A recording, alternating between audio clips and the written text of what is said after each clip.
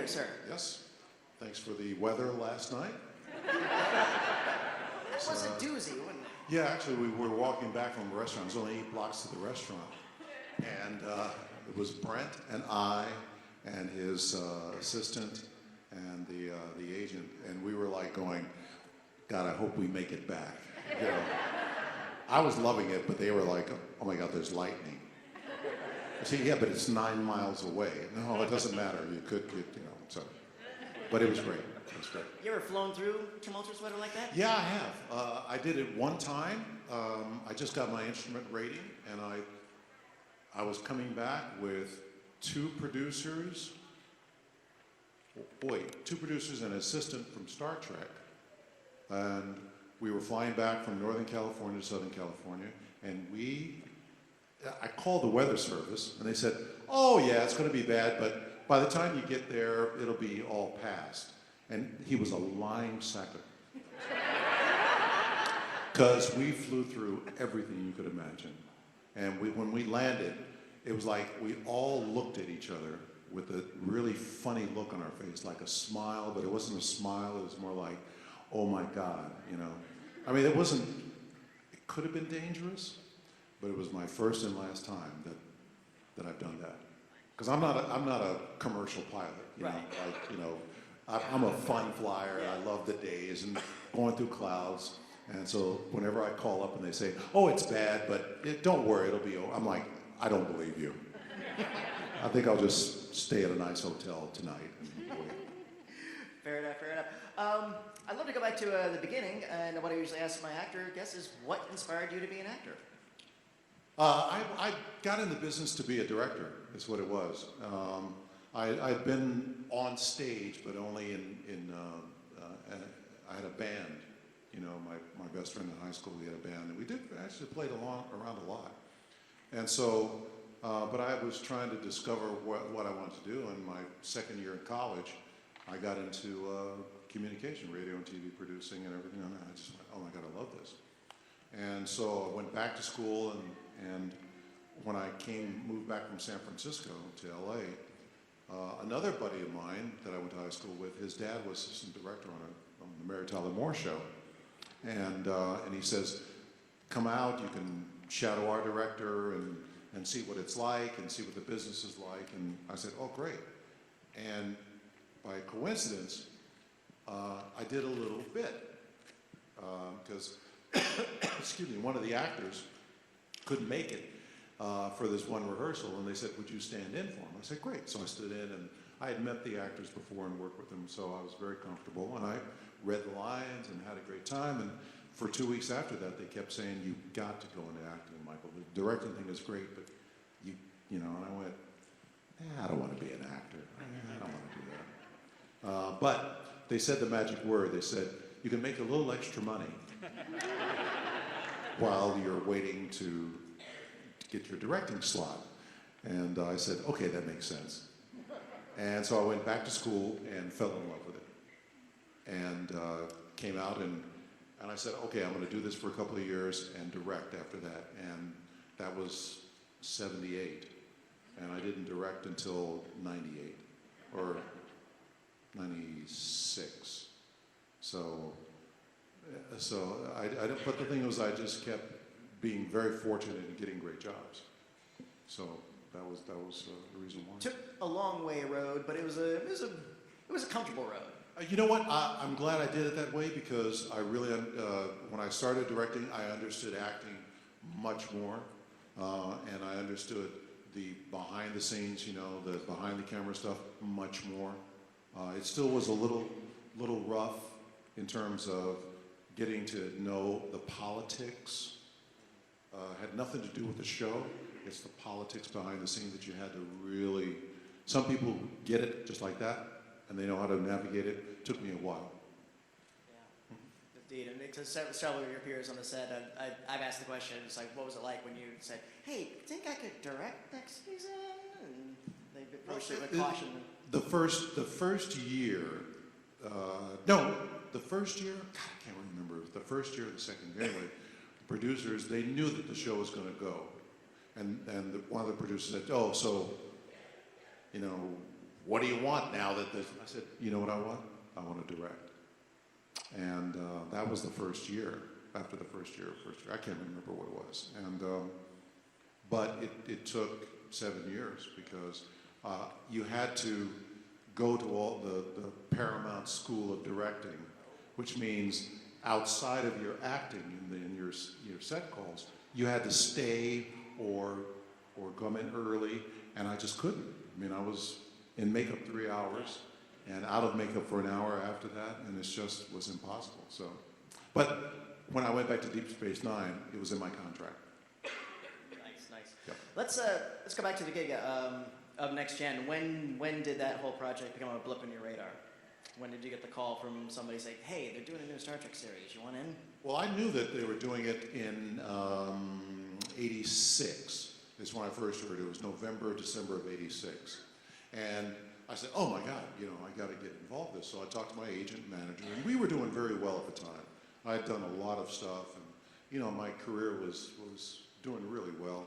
And so they said, "Oh," so they called and they said, the people from Star Trek said, "No, too late. I'm really sorry. It's already cast. If anything comes up, we'll give you a call." And we went, "Okay, great," and went on with our lives. And about 2 weeks later, I get a call. They said, "They want to see you for the part of a Klingon." I went, "Okay," because I was a fan of the original, so I knew what they were talking about. And so I went in, and it was a very quick process because the show was already being filmed, already started. Everybody had been cast, and they said, "Oh," and they got me in makeup fast. I mean, the day I got the job, well, it was only a week. Like I read on Wednesday with about 16 other people, and then that Friday it was 3 of us left, and then I got the job that Friday, and they put me in makeup that Friday night, to do all the makeup tests. And for 3 days they did the test, and then that following week they just stuck me into Encounter at Farpoint. Now, when they said, "We want you to come interview for a Klingon," did they say, "Oh no, it's going to be a recurring cast member," or did you just think, "Oh, Klingon, one of the bad guys"? No, they knew what they wanted. They wanted a Klingon on the bridge. I know what they wanted. I was curious if they had told you at the time when you first heard about it. Yeah, Okay, it was a Klingon on the bridge. I think it was Gene himself who said, "Let's have a Klingon Marine." No, he said, "We want to put a Klingon on the bridge." That was the line. And so we knew. And actually, before you go in for your last interview, this is just a little worthless information. Before you go in for your last interview, they have a contract that you sign. And the contract explains everything. Yeah. And then you go in and read, and there you go. And the contract was for 7 out of 13 episodes guaranteed. And if they liked you, we did 26 in those days. And if they liked you, then they hired you for another 7 out of 13. And then if you get through that first year, then you can renegotiate the how many.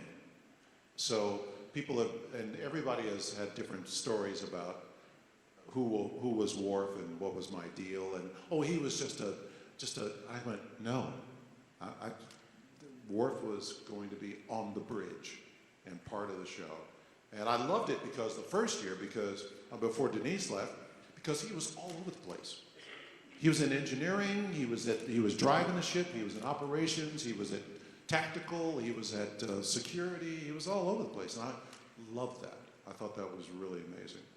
So learning all the positions. Yeah, and it was I like doing different stuff, and I thought that was a great thing that they allowed a Klingon to go through all the stuff, and have his finger on the button. Absolutely. Yep. The nuclear button all the time. Oh yeah. I'm just so surprised they weren't always looking up there going, "Did you press that button?" "No, sir, I didn't. No, I wouldn't do that, sir." After several wonderful seasons and the feature films, when did Deep Space Nine blip on the radar? The last 2 years of our show was the first 2 years of their show. Mm-hmm. So we overlapped. They were across the little alley at the other stage. We knew them very well. And our show was over in '94. We did the movie in '94, came out at the end of '94, and I was gone. I mean, I was really off into the wind. I think we knew that we were going to do a couple more movies. Yeah. So every 2 years and I said, okay, I'm so glad no more makeup for a while. And it's kind of it's a joke, but it really was kind of true that I was like, okay, I'm done with the makeup. That's it, you know.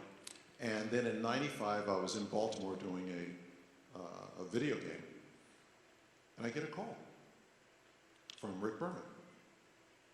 And I go, no, I never want to do that makeup again. It's horrible, it's stupid, that's stupid, forget that makeup. I just say, how much?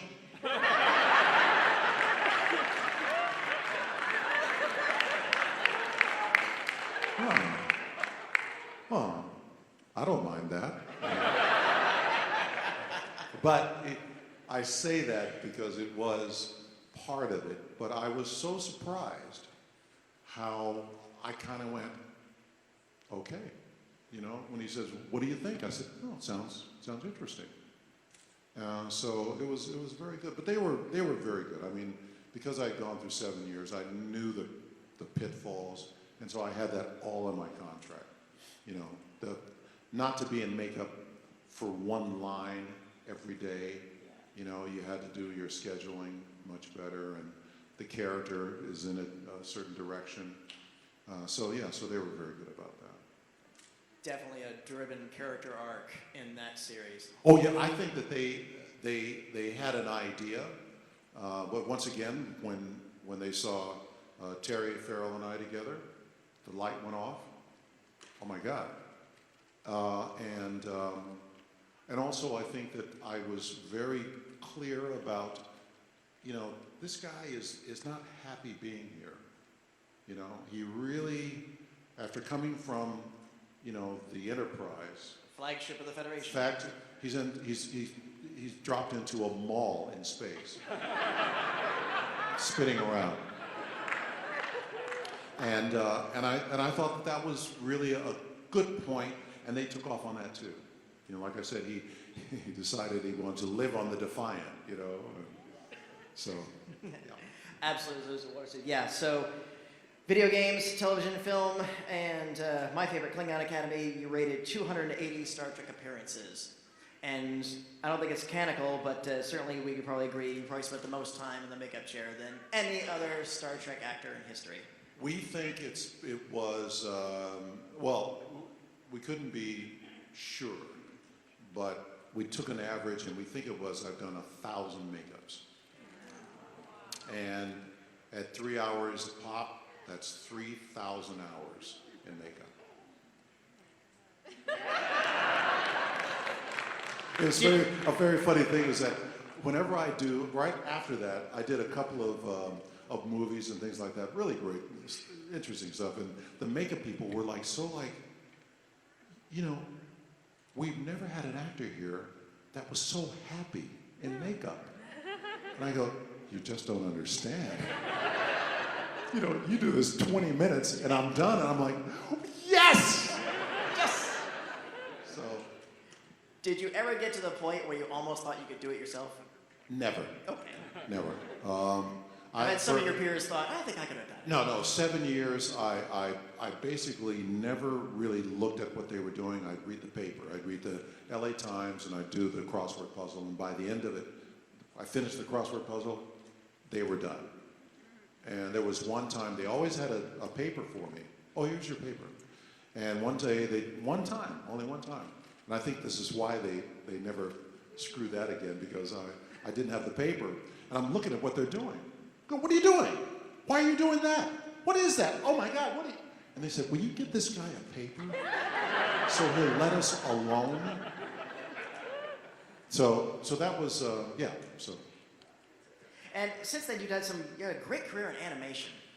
Superman the Animated Series, voice of Calabac, Steel, Turn as Craven and Spider-Man, and just some very, very solid stuff. And Justice League Action, Atrocitus. And voiceover for Arrow. Yes. As Prometheus. Yes. Mm-hmm. And when did your interest in piloting and aviation, when did that come about? Or was that just something that was always there? That was something that was always there. I loved aviation from the time I was, 5, 6. Just to give you an example, my brother and I, when we were tiny, we would play airplane and watch the John Wayne movies with airplanes. And I sent away, as in those days, I sent away box tops from this just horrible cereal. And you had to eat all the cereal. Because in those days, my mother would say, well, Michael, I'm not going to buy this cereal for you to throw it away. You're going to have to eat it. And I went, oh, okay. And, but I was sent away box tops for John Glenn's Friendship 7 capsule. And it came, and I put it together, and it was just... So it was always there. And I wanted to start flying, and I got some bad information, and then, make a long story short, I got my license the second year at Star Trek, and I was flying, and I get a call from this producer from Cheers, Tim Berry. He says, Michael, Woody Harrelson was supposed to go with the Blue Angels, but he bailed out. Would you like to go?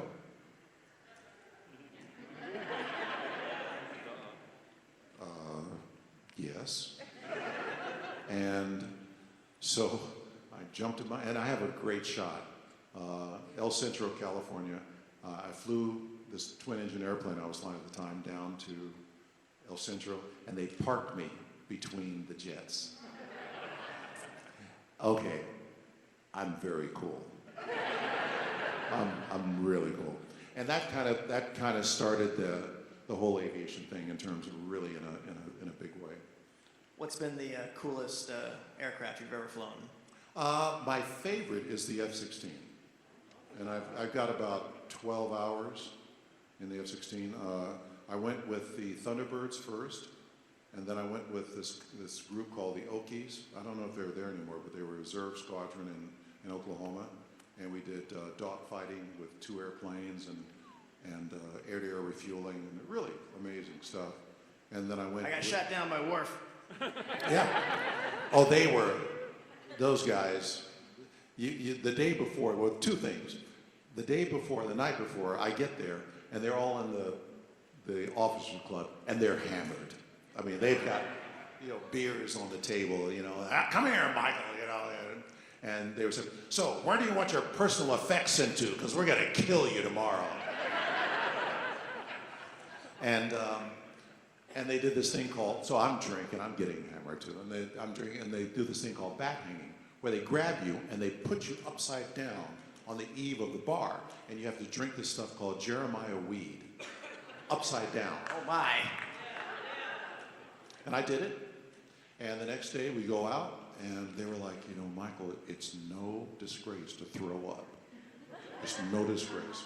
So they give me a bag. Oh, Michael, make sure you use the bag. No. But I was like laughing and having a great time, and I got a 9G pin, because I pulled 9 Gs.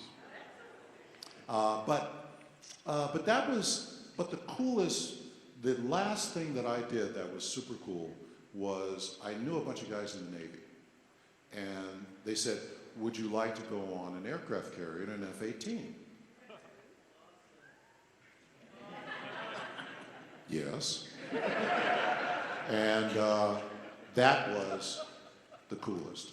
That was amazing. We did 4 landings and 4 cap shots in the back of this airplane, and I was in the second seat. And I'm cool, and I got my aviator glasses, and the first time we trap, it's like I'm trying to be cool, and my helmet's hanging up. But an interesting thing, we flew from Central California down to Southern California, off the coast of San Diego. And on the way down, he's letting me fly, and I'm all over the sky. I mean, I'm doing stuff. Michael, you can't do that. Stop it. What are you talking about? You're losing altitude, you're gaining altitude, they're going to look at me like I'm an idiot, and I'm going, I don't care, So finally we get down there and we do a landing, and on the way back he says, okay, you have the airplane. And I'm like, great. And I'm like, okay, well, I'm going to be good this time. And I'm like holding altitude and airspeed beautifully. altimeter, nothing, not moving. And I'm like, oh, I can do this, you know, these guys.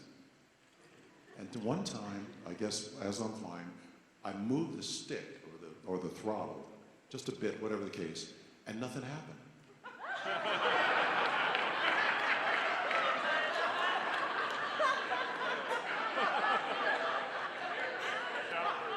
And I go, Brian? He goes, yes. What did you do? And you can cut off the back seat, the flight controls. So like, for like an hour and a half, I'm thinking I'm like, and I have no control, none. And he goes, I said, did you do that? He says, Michael, I couldn't take it anymore. All the way up. But that was, after landing on a carrier, everything else is just, you know, weenie stuff, you know? I mean, because that is like, you know, it is just like you hear on documentaries, is where we get off the coast of San Diego and we're flying over the ocean. There's nothing out there. And he says, okay, the boat is at 9 o'clock and, you know, like 10 miles. And I'm looking at it, this little bitty thing, way out there. I said, that's the boat. He said, oh yeah. So we come in, just like they do, and what you don't see and what you can't feel is they come in and they're fast. They're 170 knots, and they're coming in, and you see the superstructure of the carrier go by like that. I mean, it's just like, and you go, oh my God, this guy is going to have to, and that's all you can say. They trap, and everything stops, you know? And then the cat shot is 0 to 160 in 2 seconds. And this is a big airplane, 30,000 pounds, and it is. And he's screaming and I'm screaming. He said, Michael, I hope you don't mind, I scream. Because it really is, your brain is back on the ship and the airplane's going.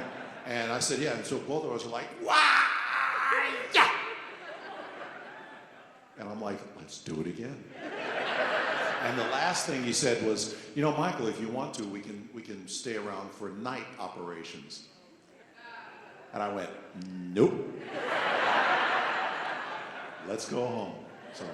So that was my aviation career. But I've flown just about everything. P-51s, B-17s. I had an F-86 and a T-33 that I flew, that I owned for a few years. And I've flown in F-104 starfighters, gone Mach 3, Mach 1.3, not 3, 1.3. I had a chance to do a Blackbird one time, but they canceled the program before I had a chance to get up there. So, but I've had a great career. I had a great military career without being shot at. So. The best kind. That's all for me. What I'm going to do is I'm going to open up to our audience questions. I'm going to have the microphone set up here, and just please remember the rules. One question at a time. Make a question, not a request. And the first person gets 2 pieces of candy. Hello.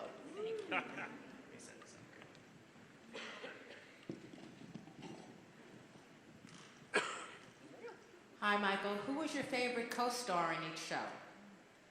Oh, the favorite co-star. Interestingly enough, there were a bunch of really wonderful co-stars that we had. It's kind of hard to, I mean, of course, Susie Plaxton, who played my maid in the first show. Kaylar was a fabulous. And then there was Gene Simmons, not the Kiss Gene Simmons, but the actress Gene Simmons, who was fabulous. One of my favorites. And then there was a guy named Nicholas Coster, who played the admiral where Data builds the child, and he wants to take away the child. And he was amazing. He was amazing scene. And then in Deep Space, of course, I think Terry and I had one of the most amazing relationships, you know, in Star Trek history. I thought that was a great. But in Deep Space, John Talikos was a guy that he played Core, and he was just fabulous. I absolutely loved working with him. Great character actor. A great character actor, yeah. Yes? My question is sort of in two parts. I understand a while back, before Discovery was launched, that you wanted to start a new show about your character. And I understand that kind of got derailed or got dead in the water. What happened there, and will you have any part to play in Picard's new show? The Worf show was an idea that I had. I wrote the script, and people liked it, and there was times when it looked like it was going to go to the next step, but it didn't really pan out. I mean, although I was able to pitch to the new guys, the Worf show, and they liked the pitch, but you know, they have not said anything more about it. And the Picard show, you know, it's very under wraps, but I have not been contacted about doing the Picard show. So Stay tuned. What? Stay tuned. Stay tuned. I don't. You know, the one thing is that people ask me when they say that, I said, yeah, it's a good idea, but here I go again. I don't want to get into makeup again. And after 11 years on a show, well, yeah, they're gonna really have to step up, you know.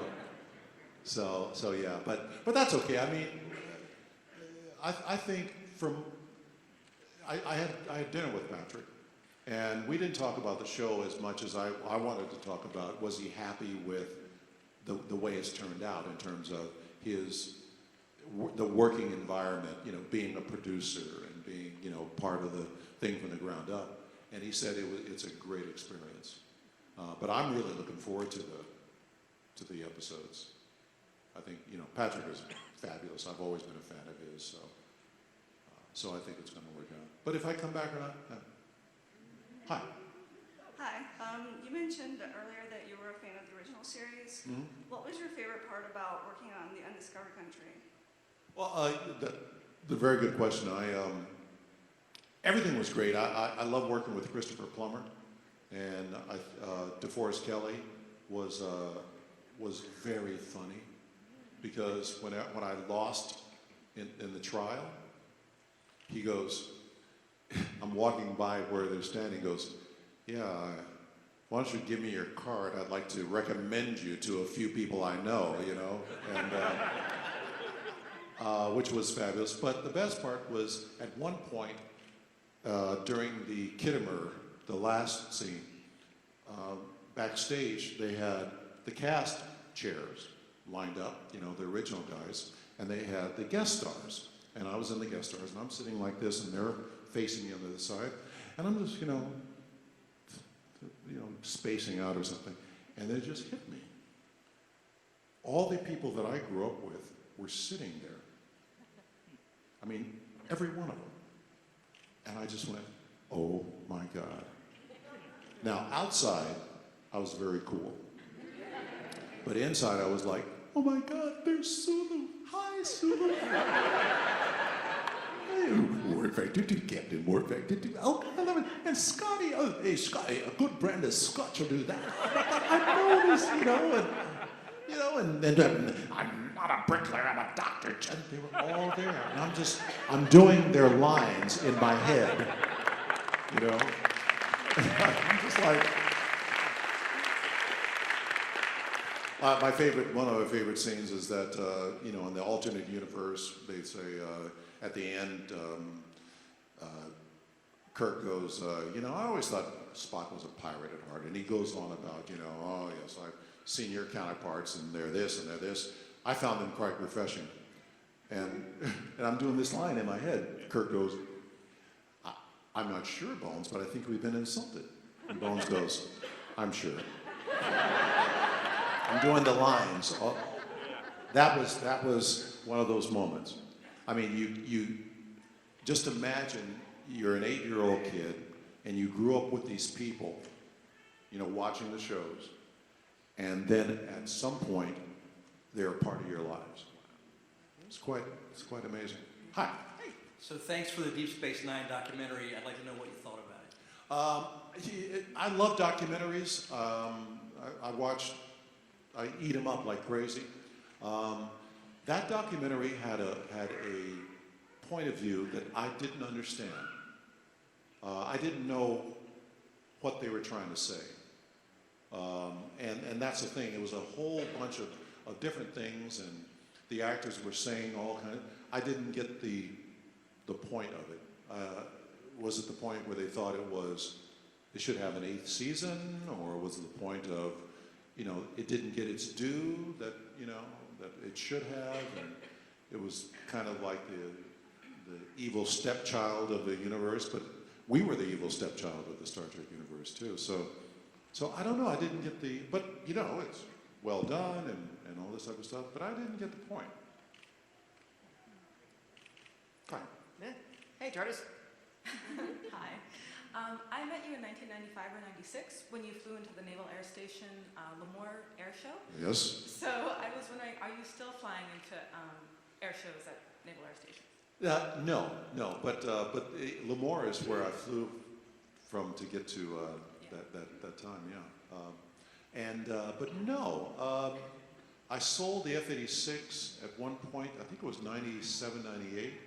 And they had called me and said, would you bring your F-86 into Hill Air Force Base? And I go, oh, God, I'm sorry, but I have a corporate jet. They said, oh, never mind. So no. Thank you. But I'm going to get back into it. I'm looking at 2 airplanes right now. Hi, what's your name? Mackenzie, Hi, Mackenzie. Hi, Mackenzie. What's your question you want to ask him? how would you feel if you was late and then you arrived but you saw that someone was already doing it for you and then you had to go home? So if he went somewhere to do a job and somebody was already doing it? Something like that? Yeah. I feel pretty bad. Yeah. No, that's not a good thing. It actually did happen to me. I was doing a play, and I rehearsed for a couple of weeks, and I went to see a friend of mine, and she goes, "Oh, Michael, I'm so glad you got a series." I went, "What are you talking about?" They said, "Well, you quit the play because you had a series." I go, "Well, I didn't quit the play, and I don't have a series. They had replaced me, and they didn't tell me." So, that's not good, Mackenzie. Thank you. Here you go. You make a lovely Powerpuff Girl. Thank you. That's just great costume. You got it. So, were you ever upset about being a Klingon, like you wanted to be a different character, or were you just happy of being on the show in general? I was happy being on a show. Getting a series is one of the big moments in an actor's life. I mean, because you spend many years working, not having a lot of money, not having working from job to job, and a series is something you go, oh my God, now I can relax for a little bit at least. So I was happy about that, but I love the character or the Klingons. I always thought they were a great character. And I was really happy being there. Because number one, because he was so different than everybody else. And I love playing different. To me, that's the most interesting part. Thank you. Thank you. Hi, Michael. You did voice work for the Gargoyles, Cold Stone, which just makes me want ice cream, really. How is voice acting really different from actually acting live? Like, there's so much more you have to do in terms of voice and expression that you can't do with physical stuff. It's less makeup, sure. No, well, voice actors are going to hate me for this, but it really is a walk in the park.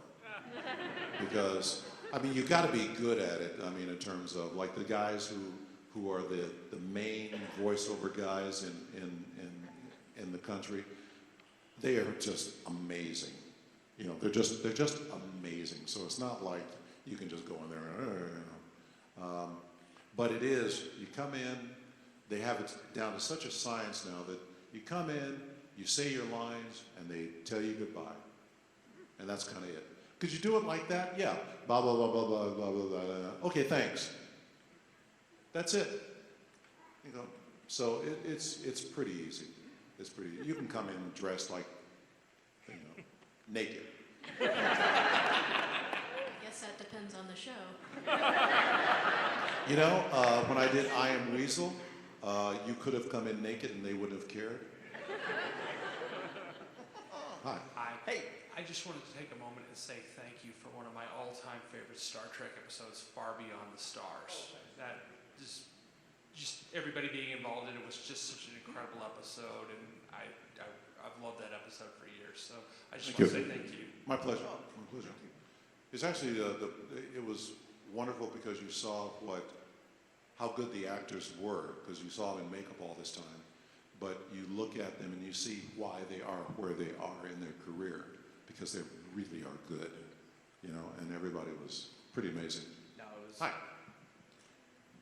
Hi, my name is Sandy. My question is, what was the hardest part of learning the Klingon language? I didn't really have to learn the Klingon language. It was, you know, I learned a couple of lines, but that was kind of it, because they didn't have it a lot in the scripts, only very rarely.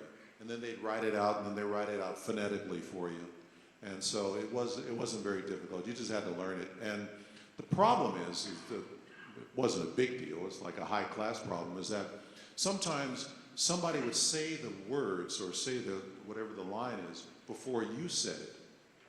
And then it would get to you and you go, okay, I say it like this. And they said, no, he said it like that. And so you'd have to change it. So we have this rule on Next Generation, whoever said the line first, that's how you say it. Even if it was really wrong, you still say it that same way. Thank you, sir. Thank you. What's a precedent to set? Oh, you know, Patrick, I really couldn't listen to him say Klingon words. It was so funny. It was so funny. He said, "Got, teach jag me jag."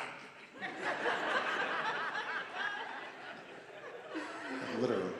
Hi. Hi, Michael. In this fictional series or any other, were there any moments that you felt a genuine emotional or personal feeling in the role you were playing? In this series? Star Trek or any other show? Anything that touched you, that actually genuinely touched you at a personal or emotional level? Not really. The only one was just recently. I did a short film in LA. Got in there, a friend of a friend asked me to do it. And it was touching because it really was about my youth. It was amazing. It was a story. In fact, I think you're going to be able to see it. But it was a short movie about these two kids in high school, a black guy and a white girl that fell in love, and they were, you know, like in this relationship, and it was in the 60s, so it was not done. And he got beat up, and they couldn't be together, and they really wanted to be together, but they couldn't because of family and friends. And I just went, the way she wrote it, it was like she wrote my story. And they run into each other 50 years later, and they're still going, I think this is still going on, you know. They still are in love with each other. And it was a great, because that was one of my stories from when I was growing up. There was a lady that I knew, Charlene Shipman, never forget her, and we just got together. And it was fabulous. It was in 8th grade, I think it was, or 9th grade. And we didn't think anything, you know, and I wasn't raised like that, and she wasn't, you know, but when we got together, we were together for a couple of weeks, and then we went to a youth club, and she goes, Michael, I'm sorry, but this can't happen. Family and friends won't let us be together. And we talked several times over the years, and we all said, you know, we looked at each other and go, you know what? We were robbed. And this really touched me. And I told the writer several times, I said, this is my story. Except the part about getting beat up. Because I kept telling her, you know, I don't think I would have gotten beat up because I was a football player in baseball and sports, and if somebody had tried it, you know, I mean, it would have been a different story. I may have gotten beat up, but they would have gotten hurt too. But that didn't happen. But that was a story that really touched me. Thank you. Thank you. Thank you. Yeah. Hi. Hello, how's it going? Does the cynicism of the current sci-fi genre bother you? The cynicism of what? The current sci-fi genre. Like, Star Trek was this kind of, humanity gets itself together, the best of humanity, going out into the galaxy. Even in Deep Space Nine, it wasn't until like the 6th, 7th season, and they had built up this notion of humanity or this galaxy kind of rubbing against another, in which case there was a conflict. But the conflict started in an organic way, as opposed to this kind of like Discovery. Discovery had the first officer attacking the captain. It was astonishing, for Star Trek. But it's a cynical point of view in what it is to get a war. But that's not just Discovery. That's many sci-fi, or the sci-fi genre has gotten that way. Considering art has this thing of pushing humanity forward, does it bother you that the genre has kind of turned in this direction? Yes, it does, because the original show and our show was about hope and everybody working together. And sure, things happened, but we really worked it out nicely. And I think, especially with Deep Space, they had a cynical view of Gene Roddenberry's universe. The producers did. They kind of felt he was kind of old-fashioned and so they said, let's make it where everything is conflict, everything is friction. So they put a bunch of characters together but I gotta be honest, I didn't hate that though, because I thought it was a political thing. I think it's definitely. I think it's the cynicism comes out of they have to go, especially in this day and age, you have to go so far, and you can go so far to beat the other shows, that are out there. Like if one show is really dark, you got to go darker. Another show is dark, you got to go even darker. And so I think that's where they've come to, which is kind of strange to me because they're saying that no, the future is still dark and it's still not hopeful, and we haven't done anything, except learn how to kill even bigger. I don't know if that answers your question, but that's the best I can do. So. And I'm very sorry, but we are just about at time, so this gentleman will have to be our last question. I apologize to everybody else in line. Hey, Mike. Hi. The two of y'all played with such strength and dignity of your characters. Who? You and Mr. Avery. I was wondering what it was like to act alongside Avery Brooks, because the two of y'all were so very strong screen presence and very dignified characters. I always wondered what it was like to be teamed with him. Oh, Avery is a consummate professional. Knows his lines, knows everything. Got it. And it's sort of like if you're a musician and you're playing, and there's another guy that's across from you, and he's playing. All of a sudden, there's this kind of symbiotic thing that keeps going. He does something, you do something off of that. He does something off of that, and man, it just starts to pile up. Until, you basically kind of go, okay, I'm in heaven. And so that was the way that Avery and I worked, or at least that's how I felt, is I went in there and I didn't have any preconceived notions about how this was going to go, because he's going to give you something, and I just went right off of that. I mean, there was one scene where he yelled at us, and I just went, okay, and used that as how do I deal with this? Because, Worf doesn't get yelled at a lot. And so he was fantastic. And a good guy. I really like working with him. Thank you for your time, Michael Dorn. What kind of social media outlets can we follow you on if we don't already? I'm not really big on the social media. No, I'm kind of terrible at it. I mean, you people, do have, you have a Twitter. Yeah, and people said, Michael, did you get, what do you call it? What do you get when you get verified? The star. Is that verified? People kept saying, Michael, have you been verified? I went, no, what do you mean? They go, no, you gotta be verified. I have no idea what you're talking about. And so I do a little bit. I'm on Facebook and I'm on Twitter, but if you write something, it's going to take me 5 years to kind of answer you, because I'll go on there if I'm sitting someplace, but that's where I am now. Do you have any upcoming projects you can share with us? There are 2 projects, there's one on Hulu called Agent 2, which should be out very soon for Hulu channel. And also there's another one I can't really talk about because we haven't really done it, but it's not sci-fi, it's more fantasy. And there's no makeup, which is all good. And that's kind of it, you know. I tell people that I'm a bit semi-retired, which isn't like I'm going to sit around on the porch and whittle for the rest of my life, which sounds okay. But I've got to the point that I've always wanted to be at, which is I can just do the shows that I really love and that are interesting. Doesn't matter about, you know, well, Michael, we only have this much money or that much money. As long as it's really interesting, then I'll do it. My absolute favorite, I did Castle for like 6 or 7 episodes, and that was wonderful. Really had a good time with that.